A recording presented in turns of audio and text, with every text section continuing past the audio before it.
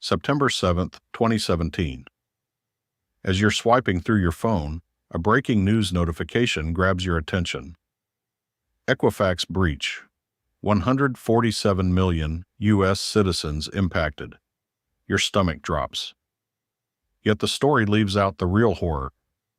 The intruders had lurked undetected for 76 days, observing, extracting, and seizing it all. Social security numbers, birth dates, home addresses vanished. And the firm tasked with safeguarding this info? They were completely in the dark. She, the security chief with a background in music, oversaw a botched response site that unwittingly directed victims straight to a phishing trap. But the scariest twist? That pilfered data never surfaced on the dark web or hit the black market. These weren't thieves chasing cash. Their goal was something infinitely more sinister. So, what caused the defenders of America's financial secrets to crumble so utterly?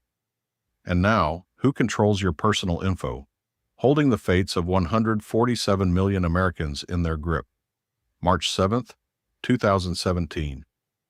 A high-priority warning hits Equifax's IT crew. The Department of Homeland Security means business. A severe flaw in Apache Struts demands an instant fix. Ever heard of Apache Struts? Most of Equifax's top brass hadn't. It's the hidden framework propping up their consumer dispute portal, the very spot where people correct mistakes on their credit files. A gateway with unrestricted entry to the core data. What this bulletin truly signaled: cybercriminals everywhere now wielded a master key, testing locks across the web.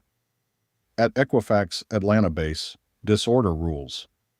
The organization handles records for 820 million people in 24 nations. Yet their cybersecurity? It's patched with virtual band-aids. A 2015 review, 2 years prior, uncovered countless unfixed weaknesses, lingering like exposed risks. Imagine Windows ajar during a storm. The IT folks couldn't even diagram their network. Picture it. They had no inventory of their assets or their locations. Patching relied on blind trust. Updated the servers? You bet, Chief. No checks, no oversight, just faith. Prompted by the notice, a staffer scans for exposed struts setups, spots a few, and applies the updates. Mission accomplished? Hardly. One machine evades detection. A single web-exposed server linked straight to customer details. Like propping your entrance ajar, not merely unlocked, but flung wide with a glowing invite. Come steal, the loot's waiting. 5 days pass in silence. Then 10. 20. Cyberfoes, though, never rest. Bots churn non-stop, probing every online entry for that fatal oversight. May 12, 2017. An attacker from some shadowy corner spots Equifax's vulnerability. They glide in undetected. No sirens, no warnings. The oversight music tool meant to wail? It's offline. It doesn't even register that server. Its security cert lapsed ages ago, with no one bothering to refresh it. The intruders strolled into one of the nation's top 3 credit bureaus as if it were their turf.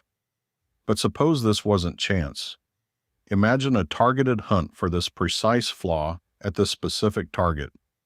And what if they anticipated Equifax overlooking that fix? On that note of vulnerability clashes, allow me to spotlight today's sponsor, War Thunder. The ultimate military vehicle battle simulator out there. Dive into a massive player base exceeding 95 million, piloting over 2,500 true-to-life tanks, planes, choppers, and vessels spanning World War I to the present. War Thunder's machines boast meticulous detail. Forget simplistic health meters or points. Damage feels genuine. Snap a tread and you're stuck. A shell to your munitions? Game over. Experience raw warfare with gorgeous visuals and lifelike mechanics that thrust you into the pilot's seat. Newcomers signing up via my link score special perks like premium rides, silver lions, and 7 days of premium access. Heads up, these extras apply solely to PC and console users. Mobile folks, grab the link from the description. Launch your adventure in War Thunder now. Day 1. Within Equifax, the intruders move deliberately. They probe like explorers in ancient ruins, wary of alarms. But safeguards? Non-existent. They chart the terrain freely, no red flags waving. In mere hours, they uncover treasure, staff logins, not ordinary ones, superuser privileges, IDs, and passcodes granting entry to the firm's vital networks. Get this, one was simply admin. Username, admin. Password, admin. This is Equifax, the outfit dictating your home loans, vehicle financing, or career shots, and they're recycling the default code from your old-school router.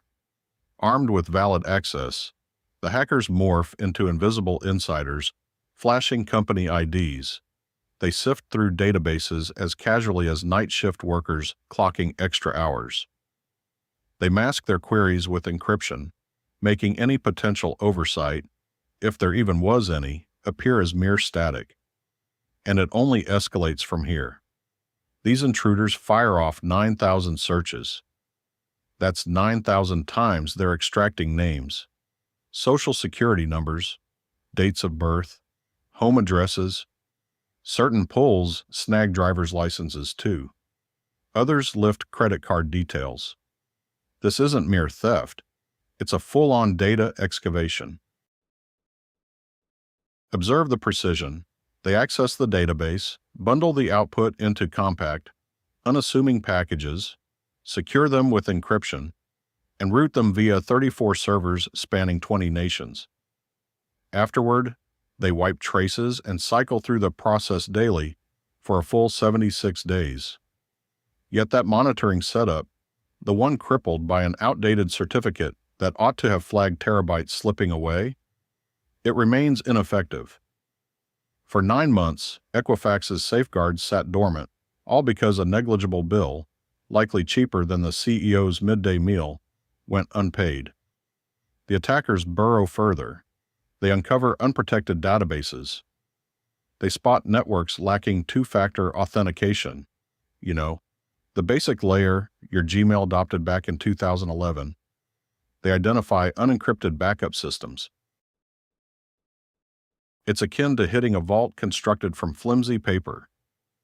Come June, they've seized control of Equifax's entire infrastructure. They understand its ins and outs better than the company itself. They've charted music, every component, documented each vulnerability, and they're siphoning info at such a pace that they must pace themselves to stay under the radar. Consider this staggering figure: 30 gigabytes daily. That's equivalent to music, the full profiles of about 10 million individuals each day. The culprits funnel it all through China, onward to Eastern Europe, then South America, looping back to Asia. A virtual shell game so intricate it could take years, music to unravel, assuming detection ever occurs. This leads us to July 29, 2017. Day 76 post-intrusion, while an IT staffer handles standard upkeep, just routine drudgery like refreshing lapsed certificates. He reaches the monitoring tool, renews it, and abruptly his display floods with warnings. Anomalous traffic spotted, dubious file movements, active intrusion underway. His mug slips from his grip, crashes to the ground. He barely registers it. His focus locks on 2.5 months of ongoing pilfering unfolding live. Trembling, he grabs the receiver. But here's the dilemma Equifax brass dodges. Had that certificate not lapsed unintentionally, would the incursion ever surface? Or might the intruders linger undetected, methodically archiving the fiscal histories of every U.S. citizen? The violation is now uncovered, yet how does one staunch such a massive gash? And crucially, how does one notify 147 million folks that their personal data is no longer theirs? July 31, 2017. Equifax's crisis center at headquarters. 12 top leaders huddle around a conference table. The CIO briefs CEO. Richard Smith. We've suffered a major breach. It's substantial. Substantial, like dubbing the Titanic a minor mishap. Smith's initial query, the scale. Response, uncertain. Follow-up, the perpetrators? Same reply, unknown. Final probe, has it concluded? At last, a firm stance. We believe it has. You believe? With 147 million existences at risk of ruin, and that's your assurance? August 2nd brings in Mandiant. Cybersecurity's elite operatives, their mission.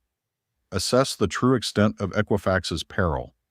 The FBI receives a discreet heads-up from within.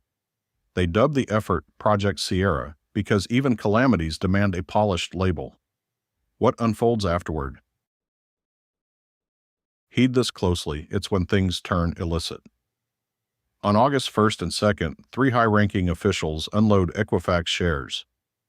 The CFO unloads $946,374. A second exec cashes out $584,999. The third parts with $250,458, totaling close to $1.8 million in transactions. All this mere days after the July 29th revelation, with public disclosure 5 weeks off. They insist ignorance. The FBI probes regardless. But consider, 3 insiders coincidentally divest nearly $2 million right after history's gravest hack is flagged. Coincidence? Mandiant toils nonstop. Their report is devastating. 145 million U.S. citizens affected. Later adjusted to 147 million. But wait, there's more. 209,000 credit card records, 182,000 dispute files brimming with bank docs to utility statements, plus info on UK and Canadian users. These thieves didn't just empty music, the vault. They pocketed the schematics to replicate it. Late August, an Equifax board session. Disclosure isn't optional. Law demands it. The debate centers on timing. Each delayed day leaves millions exposed like targets. Yet each postponement buys time to brace for fallout. They settle on September 7th, 6 weeks post-detection. For 6 weeks, your personal information could have been auctioned off, bartered, or turned into a weapon, all while you remain completely in the dark. That's when Project Sparta kicks off. Yep, yet another code name in the mix. The team rushes to create a victim support site, launches call centers, crafts response scripts, and writes out regretful messages. CEO Smith pores over his public remarks no fewer than 17 times. Even so, it lands as utterly out of touch. But what they fail to anticipate? Their internal blunders, music, only amplifying the disaster. On September 7th, 2017, at 4:30 p.m., the bombshell announcement hits. Almost instantly, Equifax shares begin tumbling. They'll eventually shed 35% of their worth, wiping out roughly $5 billion. Over the following days, countless Americans search online for Quote 3, a firm they'd never even known existed, one that secretly controls their whole financial world. The response portal, Equifax Security, 20202017.com, launches, but it screams phishing fraud from the start. The web address isn't even tied to Equifax's primary site. Web browsers slap it with warnings. And to verify if you're impacted, it demands the last 6 digits of your social security number, the very one that's just been compromised. People notice the checker spits out inconsistent outcomes. Punch in test as a surname paired with 1, 2, 3, 4, 5, 6, and suddenly you're at risk. Run it once more, and poof, you're safe. Pure chance. No logic to it whatsoever. Then, in a twist you couldn't invent, Equifax's official Twitter feed posts the incorrect link. not just once or twice, 8 separate times. This misdirects 200,000 frantic users straight to a bogus phishing page cooked up by a cybersecurity expert to highlight vulnerabilities. Equifax essentially phishes its own customers amid the hack fallout. And it doesn't stop there. The complimentary credit monitoring they're dangling comes with a catch. The fine print packs an arbitration provision.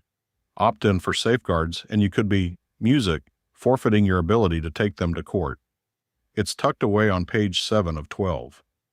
Attorneys nationwide start gearing up for a feeding frenzy. Outrage boils over. The New York Attorney General, music, warns of lawsuits. In under a day, Equifax reverses course, insisting music, the clause won't cover the incident. They yank it out completely, yet the harm lingers. Now, the big question on everyone's mind.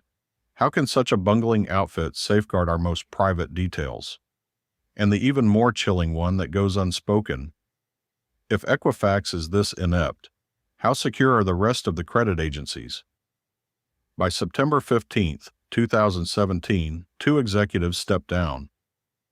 The Chief Information Officer and Chief Security Officer exit right away. As for the CSO's background, music, a bachelor's in music composition, plus a master's in music. Music while she penned orchestral pieces. Intruders were orchestrating mayhem. Unbelievable, right? The web lights up. Memes overrun platforms. Equifax defenses were so porous, they put a music grad in charge. Overlooked in the frenzy, she'd logged 14 years in security roles. But who cares about truth amid the uproar? On September 26, CEO Richard Smith declares his retirement. In boardroom lingo, that's code for music axed, but with a soft landing to save face. His exit package? A cool $90 million. That's almost $2 for each stolen record. He cashes in big as your privacy gets plundered. Come October 3, 2017, Smith endures 4 congressional grillings. Dems and GOP find rare common ground in their fury, a 2017 rarity. Representative Maxine Waters dubs it the worst cyber assault on U.S. personal data in history. And she's spot on this time. Smith pins it on staff mistakes and tech breakdowns. Lawmakers aren't convinced. They hammer him. Why no encryption on the data? Why was your alert system down for 9 months? Why did top brass dump shares? His replies? A mush of jargon. We own this fully, our deepest regrets. We're dedicated to fixing it. Just hot air for desperate folks. One lawmaker brandishes a credit report. This is your product. Music trust. And you shattered it. Smith sits silent. What defense could there be? All the while, attorneys swarm like predators. Over 700 suits pile up in a month. A massive class action demands $70 billion, $476 a head. Community banks file claims, states jump in, shareholders too. Equifax's lawyers could use their own squad of counselors. Yet the eerie twist, that pilfered trove never surfaces on the dark web. Not once. Stolen cards typically pop up fast. SSNs soon after. But Equifax's haul vanished without a trace. Months pass, 0 sales of any identities. Experts murmur suspicions. Suppose profit wasn't the motive. Imagine a state actor behind it. Picture 147 million U.S. profiles archived in some overseas spy vault at this very moment. The FBI, dead silent, eerily so. Fast forward to July 2019. Equifax cuts a deal. At least $575 million, possibly up to $700 million. The biggest data breach payout on record. Music, impressive on paper, until you crunch the numbers. About $125 per person, or opt for free monitoring. Millions claim the payout. The settlement pot empties after just 3 days, leaving most affected people with a measly $7 payout. $7 for the theft of your personal info, barely enough to cover a month's Netflix. Meanwhile, Equifax shells out $1.4 billion to beef up its defenses. They bring on genuine cybersecurity pros. They fix the holes in their networks. They secure their information with encryption.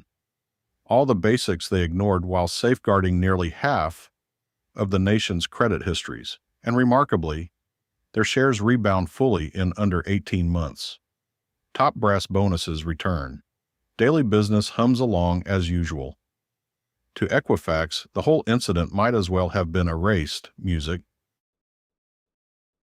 But for everyday folks like you, it's a lifetime of unease, wondering if that pilfered info will pop up. Each rejected loan request, each odd transaction, each weird call. Could this be the moment? The instant when your compromised identity, music, returns to bite? Another 2.5 years slip by.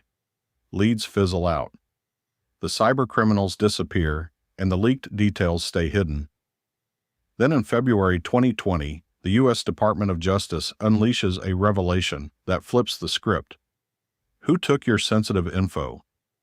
Get ready for the truth, and it's far grimmer than anyone guessed. On February 10, 2020, at the Department of Justice briefing, Attorney General William Barr steps to the microphone. The crowd is jammed. FBI leaders stand by his side. He pauses, then unleashes the stunner. The U.S. government indicts 4 operatives from China's People's Liberation Army for the Equifax intrusion. These aren't freelance crooks or paid mercenaries, it's the Chinese armed forces. The suspects, Wu Jiang, Wang Chen, Xu Shuk, and Liu Lei, affiliated with the PLA's 54th Research Institute. Their crime went beyond grabbing personal records. They swiped Music Equifax's proprietary tech, database architectures, the very framework of U.S. credit scoring. This wasn't mere robbery, it was straight-up spying. Consider the implications. China's military now holds your social security number, DOB, home addresses, your mom's birth name. All the pieces to impersonate music you completely. And you're not alone. 147 million U.S. citizens are exposed. That covers all government workers, service members, business leaders, music judges, and intelligence operatives. It's a spy's dream trove. The DOJ lays out the plot's scale. 34 servers spanning 20 nations orchestrated from Guangzhou. Custom malware crafted by the PLA. Their strikes were precise. They timed it perfectly for Equifax weak spots. But the real scare? This is part of a larger trend.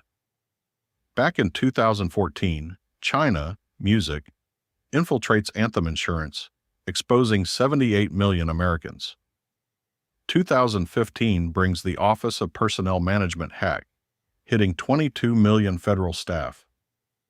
2018 sees Marriott hotels breached, affecting 500 million travelers. Each incident adds to their haul, creating an ever-growing profile on the U.S. population. They've got your health info from Anthem, your trip habits from Marriott, your official ties from OPM, your money trail from Equifax. Combine it all, and China understands your life better than you do. The FBI's number 2 vows pursuit. We won't spare cybercriminals just because they're oceans away. Tough talk, but Wu, Wang, Xu, and Liu are likely in Beijing, advancing their careers. They'll dodge any American trial. No accountability, music, no prison time. China rejects the accusations, labels them lies, insists the U.S. is the true online menace. Same old denial. All the while, your info lingers in some Chinese data center. Music, powering AI tools, honing face-scanning tech, shaping obedience ratings. And the real kicker, those 3 execs who dumped shares, the FBI clears them of foreknowledge. No trading violations. They pocket their fortunes as your anxiety lingers. Equifax has bounced back stronger. Music shares surpass pre-incident levels. They're still harvesting your details, still shaping your economic path. The sole change, their word that security's airtight now. Believe it if you want. For the 147 million hit, the complimentary monitoring lapsed. Lawsuit funds are gone. Daily life stays altered. Any unfamiliar ring might be a fraudster armed with your secrets. Fresh accounts could signal fraud. Money snags might trace back music to that 2017 fiasco. The harshest truth? It'll recur. Another firm, perhaps another adversary. Music, but identical outcome. Your info snatched, tucked into an overseas vault, primed for exploitation. So, when you seek that loan next, realize it's not just the business you're handing your life to, it's expecting them to repel sophisticated assaults from music global powers, eyeing your very self. Feeling safer yet? Oh, and the flaw that ignited this mess? Apache struts. Plenty of firms still rely on it. P.S. Before diving into our next episode, grab those War Thunder perks. Exclusive tanks and in-game cash for PC and console. Hit the links and jump into War Thunder now. Here's something even scarier. As Chinese operatives were pilfering your personal info from Equifax, your government had been gathering it all in a perfectly legal way. Every message, music, every phone call, every message sent. But one individual put it all on the line to bring this to light. Watch our feature on Edward Snowden, the NSA, insider who uncovered the wildest spying operation ever. He laid bare just how intensely your own authorities monitor you, far beyond what music any cyber intruder could manage.